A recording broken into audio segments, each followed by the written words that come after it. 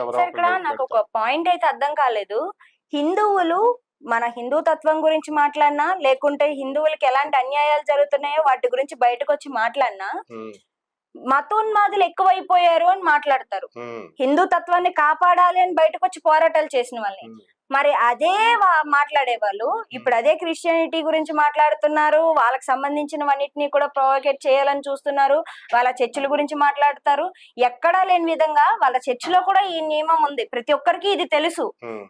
ఎళ్ళిన తర్వాత పదో దశాంశం వాళ్ళకి ఇవ్వాల్సిందే ఖచ్చితంగా. మనకొచ్చే 100%లో 10% వాళ్ళకి ఇవ్వాలి అని అనేసి. హ్మ్. మరి ఇవన్నీ తెలిసినప్పుడు వాళ్ళేం చేస్తున్నారు? మన వాళ్ళేం చేస్తున్నారు? మన వాళ్ళు కాపాడేయాలని చూస్తుంటే మనల్ని మతోన్మాదులు అన్నప్పుడు మరి వాళ్ళేమవుతారంటారు?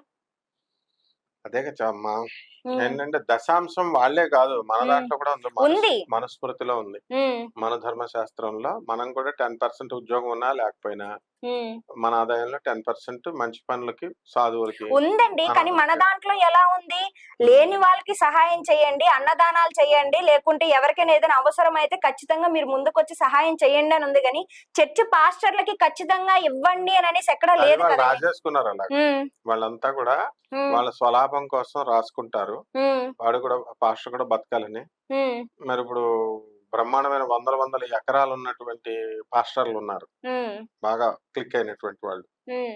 సో, ఇవన్నీ ఏంటంటే వాళ్ళు రాసుకొని, వాళ్ళ దోపిడీ, వాళ్ళ ఎదర దొంగ తాను దొంగతనం చేసి ఎదుటోళ్ళని దొంగ దొంగ అని అంటే వాళ్ళేమంటారు పాపం జనం. హ్మ్. వాడు దొంగతనం చేస్తాడు. ఎదురోడిని పారిపోయేవాడిని దొంగ దొంగ పట్టుకోండి, పట్టుకోండి అంటే పట్టుకుంటారు. హ్మ్. అలా ఇవన్నీ కూడా ఏంటంటే ఎస్కేపిజం అంటారు. హ్మ్.